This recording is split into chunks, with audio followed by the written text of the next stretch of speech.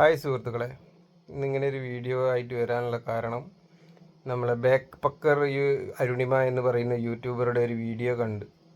ഒരു വീഡിയോ അല്ല, അവർ യാത്രാ വീഡിയോയിലൊക്കെ കാണാറുള്ളതാണ്. അപ്പോൾ അവരുടെ ഇപ്പോൾ ഒരു വീഡിയോ കണ്ട് അമേരിക്കയിലൊരു ഫാമിലി അവരെ രാത്രി വീട്ടിൽ നിന്ന് ഇറക്കി വിട്ടു എന്ന് പറഞ്ഞൊരു വീഡിയോ കണ്ടപ്പോൾ നമുക്കൊക്കെ ഭയങ്കര സങ്കടമായി, ഭയങ്കര വിഷമമായി. ആ വീട്ടുകാരെ കുറേ ശപിച്ചൊക്കെ ചെയ്തു. അപ്പോൾ നമ്മളെപ്പോലുള്ള ലക്ഷക്കണക്കിന് ആൾക്കാർ, ഓരോരുത്തരും സാധാരണയായിട്ടുള്ള ആൾക്കാർ, യൂട്യൂബറൊന്നുമല്ല, നമ്മൾ സാധാരണ ആൾക്കാരാണ്. അപ്പോൾ നമ്മളെപ്പോലത്തെ ആൾക്കാർ കുറേ വീഡിയോ കാണുന്നത് കൊണ്ടാണ് അവർക്കൊക്കെ റീച്ച് ഉണ്ടാവുന്നത്. അപ്പോൾ അവർ അത്ര വലിയൊരു നുണ പറഞ്ഞ് എന്ന് മനസ്സിലായപ്പോൾ സ്വാഭാവികമായിട്ട് ഇങ്ങനെ ഒരു വീഡിയോ ഇടണം, പ്രതികരിക്കണമെന്ന് തോന്നി. അതുകൊണ്ടൊരു വീഡിയോ ഇടുകയാണ്. അപ്പോൾ ഇതിൻ്റെ എന്താണ് സത്യാവസ്ഥ എന്നുള്ളത് ഇതിൻ്റെ വീഡിയോ ഇതിൽ ഞാൻ ആഡ് ചെയ്യുന്നുണ്ട്. അപ്പോൾ എല്ലാവരും കാണുക, ഷെയർ ചെയ്യുക. ഇതിൻ്റെ സത്യാവസ്ഥയാണ് ഈ വീഡിയോയിൽ ഞാൻ ഇടുന്നത്. ഞാൻ അങ്ങനെ ഇവിടെ വന്ന് താമസിച്ചതാണ്. പക്ഷെ അമേരിക്ക വന്ന ഫസ്റ്റ് ഡേയിൽ രണ്ടാമത്തെ ദിവസം തന്നെ ഇങ്ങനെ ഉണ്ടാവുമെന്ന് ഞാൻ വിചാരിച്ചില്ല. അതായത് 2 ദിവസം ഞാൻ താമസിച്ചിരുന്നു, ഇപ്പോൾ 3ാമത്തെ നൈറ്റായി. സോ ആളാണ് എന്നെ എയർപോർട്ടിൽ നിന്ന് വന്ന് വിളിച്ചതും. അത് കഴിഞ്ഞിട്ട് ഞാൻ ഇവിടെ വന്ന്, നിങ്ങൾ കണ്ടിട്ടുണ്ടാവും, എൻ്റെ കൂടെ ന്യൂയോർക്ക് സിറ്റിയിലെല്ലാം വന്നു. ഭയങ്കര പാവമായിരുന്നു, എനിക്ക് ഭയങ്കര സ്നേഹവും കാര്യങ്ങളൊക്കെ ആയിരുന്നു. പക്ഷെ ആളുടെ മക്കളുടെ മക്കളും ആളെ ട്രീറ്റ് ചെയ്യുന്ന അങ്ങനെയല്ല. ഇവിടെ ജനിച്ചു വളർന്ന മക്കളാണ്. ഒരു 20 വയസ്സുള്ള പെൺകുട്ടി വന്നിട്ടാണ് എൻ്റെ അടുത്ത് സംസാരിച്ചത്. എനിക്ക് ഇവിടെ നിൽക്കാൻ പറ്റില്ല, ഇങ്ങനെയാണെന്നെല്ലാം പറഞ്ഞു. ഞാൻ അപ്പം തന്നെ, ഇപ്പോൾ രാത്രി സമയം 12 മണിയായിട്ടുണ്ട്. അപ്പോൾ ഞാൻ 12 മണിക്ക് തന്നെ ഞാൻ അവിടെ നിന്ന് ഇറങ്ങിയിട്ടുണ്ട്. എന്താ പറയുക, എനിക്കറിയില്ല ഞാൻ ഇപ്പോൾ ഇവിടുന്ന് എങ്ങോട്ടാണ് പോകാന്നുള്ളത്. പെട്ടെന്ന് രാത്രി പറയുമ്പോൾ എനിക്ക് ഈവൻ അറിയുന്ന വേറെ ആൾക്കാരുണ്ടെങ്കിൽ പോലും അവരെനിക്ക് ഈ രാത്രി വിളിച്ച് ബുദ്ധിമുട്ടിക്കാൻ പറ്റില്ല. കാരണം അവർക്കൊരു മനസ്സില്ലല്ലോ, എനിക്കൊരു മനസ്സുണ്ടല്ലോ. അതുകൊണ്ട് എനിക്ക് ആരെയും വിളിച്ച് ഈ രാത്രി ബുദ്ധിമുട്ടിക്കാൻ പറ്റില്ല. അതുകൊണ്ട് ഞാൻ എന്തായാലും അവിടെ നിന്ന് ഇറങ്ങിയിട്ടുണ്ട്. പുള്ളിക്കാരൻ ഭയങ്കര ഭാവമാണ്. നിങ്ങളിനി വീഡിയോ കണ്ടിട്ട് ആള് മോശമായി ചെയ്തതെന്ന് ആലോചിക്കുമല്ലോ എന്ന് ഓർത്തുകൊണ്ടാണ് ഞാൻ ഇത്രയും പറഞ്ഞത്. കാരണം ആള് പറയുന്നത്, പുള്ളിക്കാരൻ എൻ്റെ അടുത്ത് വന്ന് പറഞ്ഞത്, അതായത് സ്വന്തം അമ്മയുടെ അച്ഛൻ ഇവിടെ റെന്റിനാണ് താമസിക്കുന്നതെന്നാണ് പറഞ്ഞത്. അതായത് മേ ബി അമേരിക്കയിലെ കൾച്ചർ അങ്ങനെ ആയിരിക്കും, ഇവിടെ ജനിച്ചു വളർന്ന മലയാളീസും അല്ലെ അങ്ങനെ ആയിരിക്കും കൾച്ചർ. എന്തായാലും ഞാൻ ഈ വീട്ടിലിരുന്നാണ് താമസിച്ചത്. അപ്പോൾ എന്താ പറയുക, എനിക്ക് ഭയങ്കര എനിക്ക് എന്നെ ഇറക്കി വിട്ടാലല്ല എനിക്ക് വിഷമം. കാരണം ആ പുള്ളിക്കാരൻ എൻ്റെ അടുത്ത് അത്രയും ഭയങ്കര സ്നേഹത്തോടാണ് എൻ്റെ അടുത്ത് സംസാരിച്ചിട്ടുണ്ടായിരുന്നത്.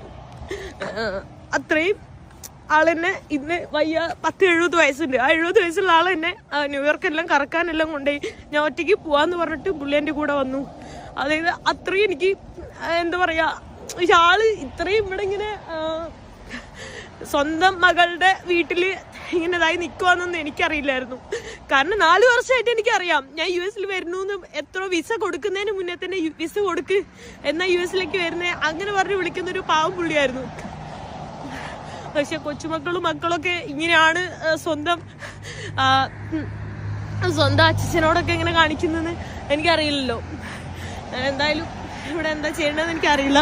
ഞാനിപ്പോൾ ഇവിടെ നടുറോട്ടിലേക്ക്, ഇവിടെയാണെങ്കിൽ ഇപ്പോൾ മഴയും നല്ല തണുപ്പൊക്കെയാണ്. ഇപ്പോൾ ഒരു 6 ഡിഗ്രിയൊക്കെയാണ് ഇവിടെ ഉള്ളത്. നിങ്ങൾക്ക് കാണുന്നുണ്ടാവും, ഫുൾ ഫോഗായിട്ട് ഇരിക്കുന്നു. അപ്പോൾ എനിക്കറിയില്ല ഞാൻ എന്താ ചെയ്യേണ്ടതെന്നുള്ളത്. എനിക്ക് എന്താ പറയണ്ടതെന്ന് അറിയുന്നില്ല. കാരണം എനിക്കറിയില്ല ഞാൻ എന്താ പറയണ്ടേന്നുള്ളത്. ഞാൻ അത്ര ഇമോഷണൽ ആയിട്ടാണ്. എനിക്കറിയില്ല, എനിക്ക് ഇതുവരെ എൻ്റെ ലൈഫിൽ ഇങ്ങനെ ഒരു അനുഭവം എനിക്ക് ഉണ്ടായിട്ടില്ല. ഭയങ്കര എന്താ പറയുക, ഭയങ്കര എനിക്ക് ബുദ്ധിമുട്ട് തോന്നുക. കാരണം ഞാൻ എന്തോരം ഫാമിലിൻ്റെ ആളുകളുടെ വീട്ടിലൊക്കെ താമസിച്ചിട്ടുള്ളതാണ്. അവരൊക്കെ എൻ്റെ സ്വന്തം വീട്ടിലെ ഒരാളെ പോലെയാണ് കണ്ടുകൊണ്ടിരുന്നത്. ബട്ട് പറഞ്ഞിട്ട് കാര്യമില്ല. കാരണം അവിടുത്തെ അതായത് ആള് തന്നെ ആ വീട്ടിൽ അങ്ങനെയാണ് നിൽക്കുന്നത്. അപ്പോൾ പിന്നെ എൻ്റെ കാര്യം പറയണ്ടല്ലോ. പക്ഷെ ഇതൊന്നും എനിക്ക് അറിയില്ലായിരുന്നു. ഈ പുള്ളിക്കാരൻ ഞാൻ വരുന്ന കാര്യം തന്നെ മക്കളോടും കൊച്ചുമക്കളോടൊന്നും പറഞ്ഞിട്ടില്ല എന്നാണ് ഇവർ പറഞ്ഞത്. എനിക്കതൊന്നും അറിയില്ലായിരുന്നു. എന്തായാലും ഞാനിപ്പോൾ തണുക്കുന്നുണ്ട്. ഞാൻ ഇവിടെ എന്താ ചെയ്യാൻ നോക്കട്ടെ, ഞാൻ എങ്ങോട്ടാ പോവാ നോക്കട്ടെ. ഒരു അവസ്ഥ ആലോചിക്കുക, പാതിരാത്രി 12 മണിക്ക് ഞാൻ അമേരിക്കയിൽ ഇങ്ങനെ തെണ്ടി നടക്കുക. ഇവിടെ ഒരുപാട് ആൾക്കാർക്ക് വീടില്ലാണ്ടും ഇങ്ങനെയൊക്കെ ന്യൂയോർക്ക് സിറ്റിയിൽ ഞാൻ കണ്ടിട്ടുണ്ടായിരുന്നു. അതുപോലൊരവസ്ഥയാണ് ഇപ്പം ഞാൻ. ഈ രാത്രി പെട്ടെന്ന് ഞാനിവിടെ ഹോട്ടൽ ഇതൊക്കെ ഞാൻ നോക്കി. പക്ഷെ ഈ അടുത്തൊന്നും ഇല്ല. വേറെ ഏതെങ്കിലും ഏരിയയിലേക്ക് പോകണം. കാരണം ഇത് കുറച്ച് ഔട്ടർ വില്ലേജ് പോലത്തെ സൈഡാണ്. ന്യൂയോർക്ക് സിറ്റിയിലൊക്കെയാണ് ഹോസ്റ്റൽ ഹോട്ടലൊക്കെ ഉള്ളത്. അവിടേക്കൊക്കെ എത്താൻ ഇവിടുന്ന് ട്രെയിനിലെല്ലാം 1.5 മണിക്കൂർ അത്രയെല്ലാം എടുക്കും. എക്സ്പ്രസ് ട്രെയിനിൽ തന്നെ ഒരു 1/2 മണിക്കൂറൊക്കെ എടുക്കും. മഴ പെയ്തുകൊണ്ടിരിക്കുക, നിങ്ങൾക്ക് കാണുന്നുണ്ടാവും മഴ പെയ്തുകൊണ്ടിരിക്കുന്നത്. ഞാൻ എന്തായാലും നോക്കിയോട്ടെ എങ്ങനെ അങ്ങോട്ട് എത്താൻ പറ്റുക. റെയിൽവേ സ്റ്റേഷനിലേക്ക് തന്നെ ഇവിടുന്ന് കുറച്ച് ദൂരം പോകാനുണ്ട്. നോക്കിയോട്ടെ എന്താ ചെയ്യാൻ പറ്റുക എന്നുള്ളത്. ഞാൻ അവിടെ നിന്നിട്ട് കരയുമായിരുന്നു. എന്താ പറയാ, ഞാൻ പറഞ്ഞല്ലോ എനിക്ക് ഞാൻ ഭയങ്കര ഇമോഷണലായി. കാരണം എനിക്ക് ഇങ്ങനൊരു ഇൻസിഡന്റ് മുന്നേ ഉണ്ടായിട്ടില്ല. പിന്നെ എന്താ പറയാ, ആ പുള്ളിക്കാരൻ അത്രയും പാവമായിരുന്നു. ആള് കിടക്കുന്നതന്നെ ഗോഡൌൺ പോലത്തെ ഒരു വീടിന്റെ ഉള്ളിലായിരുന്നു. അത് ഞാൻ ഇന്നാണ് അറിഞ്ഞത്. ഇറങ്ങാൻ നേരത്ത് പുള്ളിനോട് പോയി ഞാൻ ഇറങ്ങുവാണെന്ന് പറയാൻ വേണ്ടി പോയപ്പോഴാണ് പുള്ളി അറിഞ്ഞിട്ടില്ല, എന്നെ ഇറക്കി വിടാൻ പോവാണെന്ന് പുള്ളി അറിഞ്ഞിട്ടില്ല. പുള്ളി എന്നെ എവിടെ പോണു, രാത്രി എവിടെ പോകുന്നു ചോദിക്കുന്നത്. ആ പിള്ളേരാണ് എന്നെ ഇറക്കി വിട്ടത്, മനസ്സിലായോ? അപ്പൊ ആ പുള്ളിക്കാരനല്ല, ആളെ അറിഞ്ഞിട്ടില്ല. അപ്പൊ അവിടെ കുറെ റൂംസ് ഉണ്ട്. അപ്പൊ എനിക്കറിയില്ല ആളെ ഏത് റൂമിലാണ് താമസിക്കുന്നത്. നമ്മൾ ഒരാളുടെ പ്രൈവസിയിൽ കിടന്ന് കയറൂലല്ലോ. ആരുടെ വീട്ടില് അവരെവിടെ കിടക്കുന്നതെന്ന് നമ്മൾ ഒരുപാട് ശ്രദ്ധിക്കൂലല്ലോ. അപ്പോൾ അവര് റൂമിലേക്കൊന്നും ചെല്ലാത്തോണ്ട് എനിക്കറിയില്ല. അവര് ഗോഡൌൺ പോലെ ഇവിടെ യൂറോപ്പിലോ അമേരിക്കയിലൊക്കെ വീടിന്റെ താഴെ ഒരു ബേസ്മെന്റ് ഉണ്ടാവും. ആ ബേസ്മെന്റിലൊക്കെ അവര് താമസിക്കുന്നത്. അതൊക്കെ ഞാൻ ഇപ്പോ ഇറങ്ങാൻ നേരത്താണ് ഞാൻ അറിഞ്ഞത്. ഇതൊരു പുള്ളിക്കാരൻ ഞാൻ കരയുന്ന കണ്ടിട്ട് എന്റെ അടുത്ത് വന്നിട്ട് എന്താണ് ഏതാണെന്നൊക്കെ ചോദിച്ചപ്പോ ഞാനിങ്ങനെ പറഞ്ഞപ്പോ പുള്ളിക്കാരൻ പറഞ്ഞു ഇവിടെ റൂം എടുത്തരാം അങ്ങനെ പറഞ്ഞിട്ടാണ് എന്ത് പറഞ്ഞത്. അതൊരു മെക്സിക്കോക്കാരനാണ് കേട്ടോ. എനിക്ക് എന്താ പറയണ്ടേന്ന് അറിയില്ല. എന്റെ അടുത്ത് പറഞ്ഞു നാളെ പോണോന്നല്ലേ പറഞ്ഞേ. മൺഡേ മോർണിംഗ് എന്നാ പറഞ്ഞേ.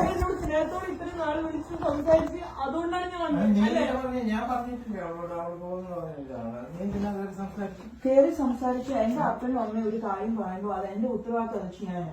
അപ്പച്ച വേണ്ടാത്ത പ്രശ്നം ഇവിടെ ഉണ്ടാക്കില്ല. ഇപ്പൊ പോണോന്ന് ആരും ഇവിടെ പറഞ്ഞില്ല. നാളെ പോണോന്നല്ല പറഞ്ഞേ, മൺഡേ മോർണിംഗ് പോണോന്നാ പറഞ്ഞു. അങ്ങനെ പോകാൻ പാടില്ല. എനിക്ക് മനസ്സിലായി. ഞാൻ ആദ്യമായിട്ടല്ല ട്രാവൽ ചെയ്യുന്നത്. ഇതന്നെ 41ാമത്തെ രാജ്യമാണ്. നിങ്ങളെല്ലാം വീഡിയോ കാണുന്നില്ലേ ഞാൻ എവിടെയൊക്കെയാ താമസിക്കുന്നത്, എന്തൊക്കെയാ ചെയ്യുന്നത്. അല്ലാണ്ട് ഇതിനൊപ്പം ലോകം കാണാത്തവരല്ല ഞാൻ. ലോകമായാലും ഞങ്ങളാരും ലോകം കാണാതിരിക്കുന്നില്ല. നാളെ പോകുന്ന ഞാൻ അവരോട് പറഞ്ഞു. ഞാൻ ഓൾറെഡി പറഞ്ഞായിരുന്നു എനിക്ക് ഫ്ലൈറ്റ് ഉണ്ട്. അത് ഞങ്ങൾ പോണെന്ന് പറഞ്ഞില്ല. അത് നാളെ പോണെന്ന് പറഞ്ഞില്ലേ. ഞാൻ മൺഡേ നാളത്തേക്ക് വേറെ അക്കോമഡേഷൻ നോക്കണം. മൺഡേ മോർണിംഗ് ആകുമ്പോഴത്തേക്കാണ് ഞാൻ പറഞ്ഞത്. I did not say tomorrow. Do not try. Yeah, അതിന്റെ അർത്ഥം എന്തുവാ? എനിക്ക് നിങ്ങളുടെ നാട്ടിലുള്ള രീതിയിലല്ല ഞാൻ സംസാരിക്കുന്നത്. എന്റെ അപ്പനും അമ്മ എന്നെ സ്കൂളിൽ വിട്ട അതുപോലെയൊക്കെയാണ് ഞാൻ സംസാരിക്കുന്നത്. Do not disrespect me in my home. And that's the tone that both of you guys are taking. അതുകൊണ്ടാണ് ഞാൻ ഇറങ്ങുന്നത്, മനസ്സിലായില്ലേ? അതായത് എന്റെ അടുത്തും അതേ രീതിയിലാണ് സംസാരിച്ചത്. അല്ല. Oh my God. നീ എന്നോട് പറയാതെ നീ എന്നോടല്ലേ ആദ്യം പറയാം. അപ്പോൾ സുഹൃത്തുക്കളെ, വീഡിയോ എല്ലാവരും കണ്ടില്ലേ? ഇപ്പോൾ ഇതിൻ്റെ സത്യാവസ്ഥ എന്താണെന്ന് നിങ്ങൾക്ക് മനസ്സിലായില്ല. അപ്പോൾ എല്ലാവരും ഷെയർ ചെയ്യുക, പരമാവധി എല്ലാവരിലും എത്തണം.